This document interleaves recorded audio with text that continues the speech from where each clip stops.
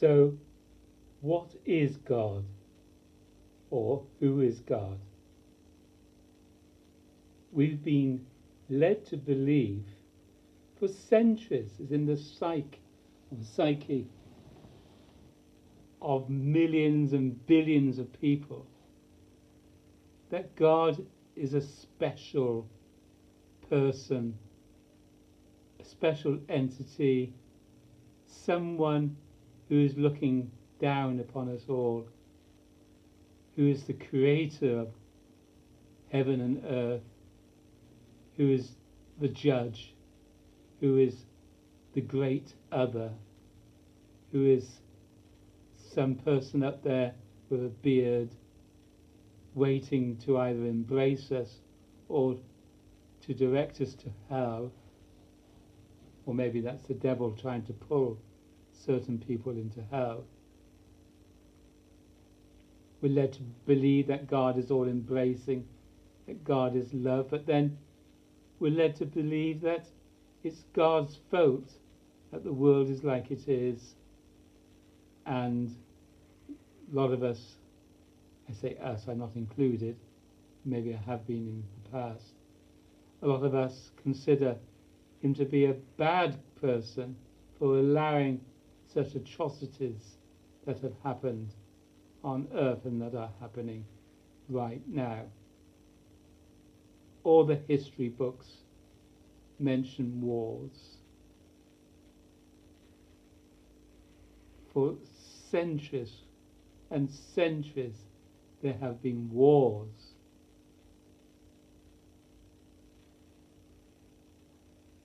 There are wars happening right now, violent wars, but there are also more subtle wars, wars amongst us within our own families, disagreements, arguments, falling outs and all that business. Well, I took on the task, if you like, not realizing this, but I was on the path of realizing God. God realization. Because once realized, one realizes that God is nothing like I've been talking about just now.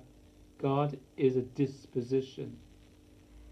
It's the disposition of the body-mind, likened to the open hand. God is simply a disposition, a state. God is you and me.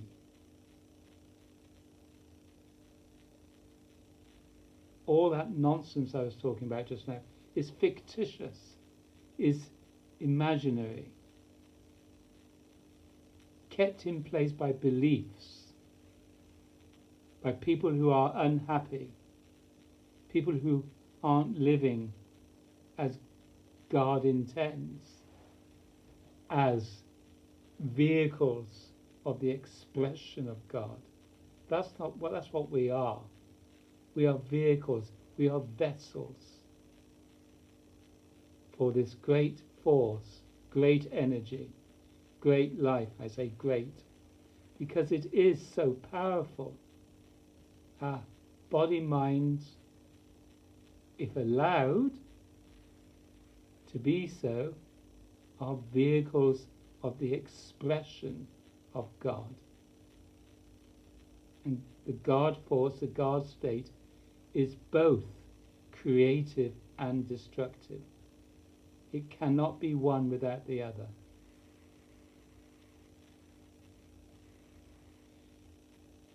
When it allowed, the body-mind is a joy to live. It is alive. It is so bloody happy. It really is. It's ecstatic. But society, in its wisdom, wants to control us all. And it wants to control the God state. As as a child, I can remember my mother saying she didn't like me being ecstatic. And I can see why. It's a disturbance. When you have realized God, then you will allow God to live you. In some ways I don't like using the word God because of all the connotations.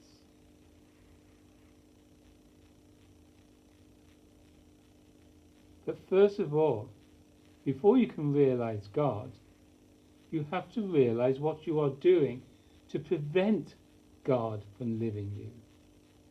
We are strangulating God. We're doing what I call the self-contraction. And that is what sin is. Sin is separation from God. Sin is this divorcing ourselves. It's a automaticity, this clenching in the head and the body. And that is at the root of all of our problems and concerns. It's at the root. If I pinch myself, the pinch is at the root of the pain, of the creases there, of the marks, of the whiteness, of the what remains, that scars, as it were. Due to the self-contraction, I was feeling there's a tightness there and it's, oh! Don't contract, and then you have to notice this in your daily life. Not so happy today, due to the self-contraction. I feel depressed, due to the self-contraction. I'm doubting, I'm fearful, I'm anxious. Even I'm excited, due to the self-contraction. Likened to a hose pipe, the water flows freely, so the human body, if God is allowed to live us, that energy flows through us. But due to the pinch, like a kink in the hose pipe, just as the water will stop flowing, the spirit, the God force, the energy will stop flowing through us. Those people who are great artists and singers and performers, and those people who are great creators, are vessels. They're allowing God to live them. There's no inhibition. There's no self-consciousness. They're just full of energy.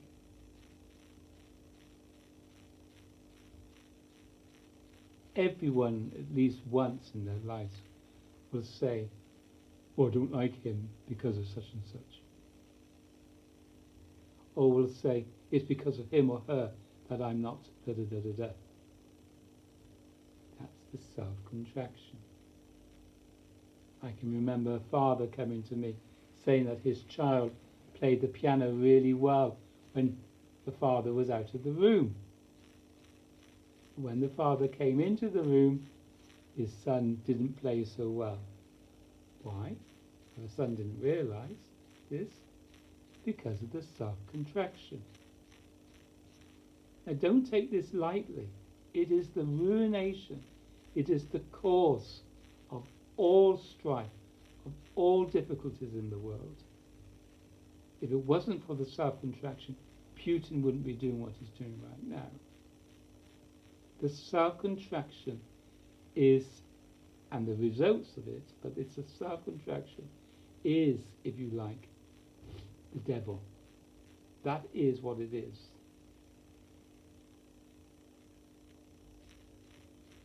There are two ways for the body-mind to live.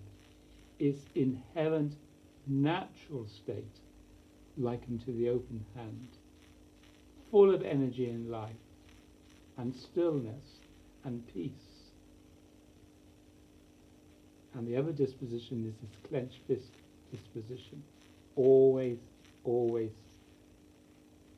doing this until eventually the body-mind just lives like a clenched fist. The self-contraction is at the root. Then you realize that as this vehicle of expression, you stand alone. You don't belong to anyone or anything.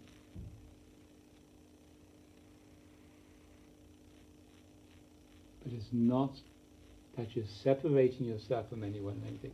You're actually intimate with everyone and everything. Because there's no more division. There's no more separation. It's the self-contraction that creates the separation. It creates separation. But the open hand disposition embraces. It's all already. You don't have to do anything about it. It's already joy, happiness, delight, freedom.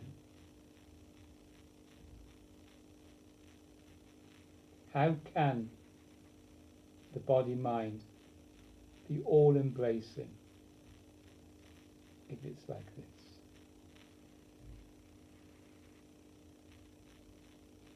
We suffer due to the self-contraction. This is what's to be found out.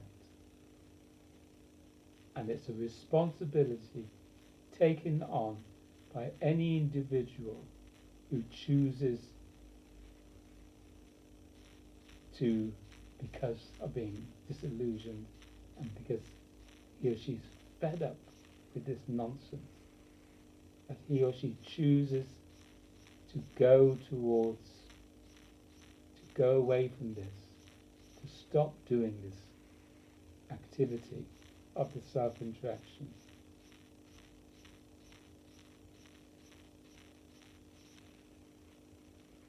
The only way to stop doing this is to turn away from it, is to redirect your feeling attention.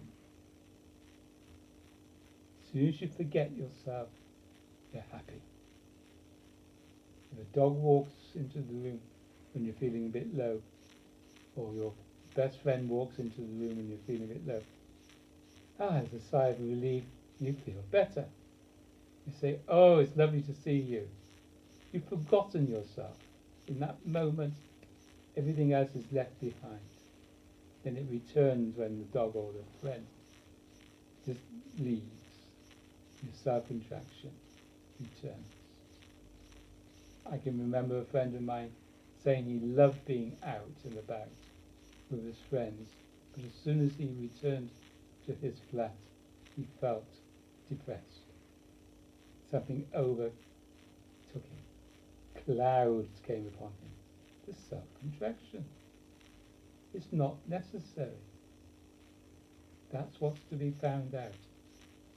Very few people in authority, in those caring professions, the psychiatrists, the scientists, doctors, they don't know about the self-contraction.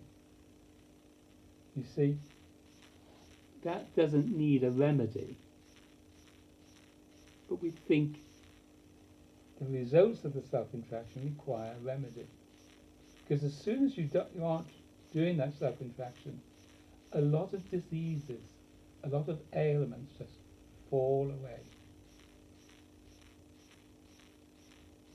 And there's this total relaxation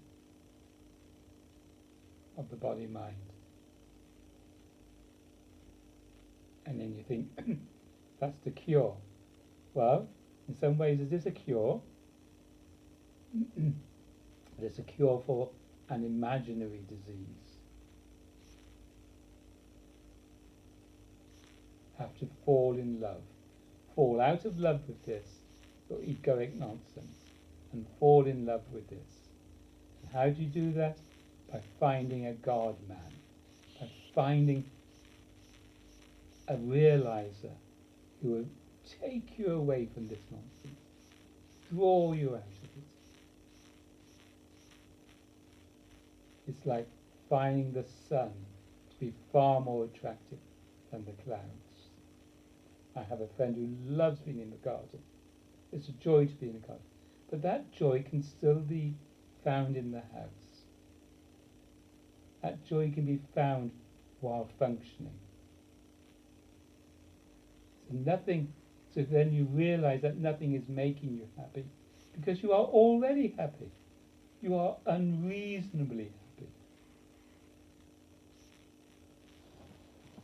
So that's what God is. God is unreasonable happiness. Inherent, innate.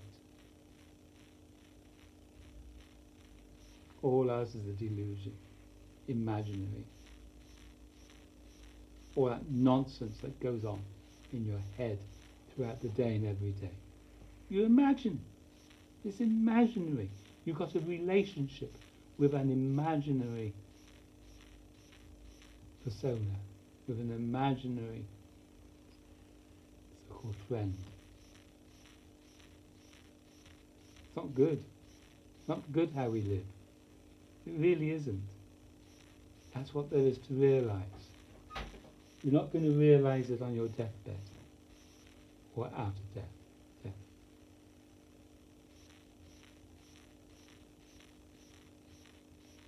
The conditional world is for us to in some ways play with, for us to manage.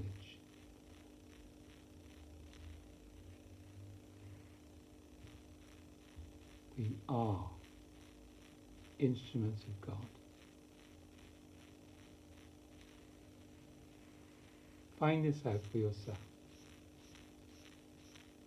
See when you are really happy, that is because you are surrendered, you are allowing God to live you.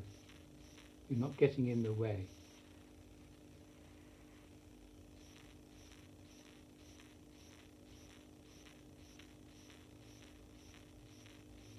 Artists and creative people realize what I have realized.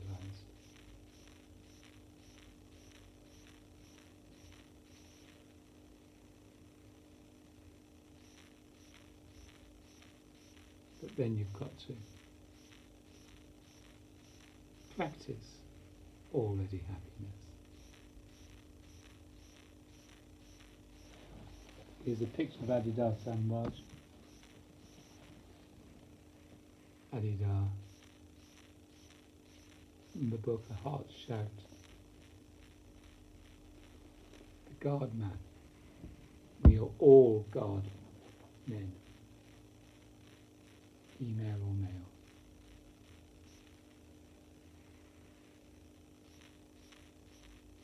Would you like to live a life of utter happiness and joy and love and intimacy with your fellow man?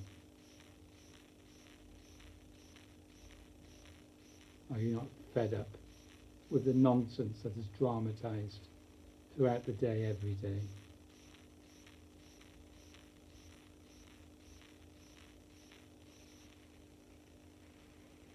Wear the heart. Thank you for listening.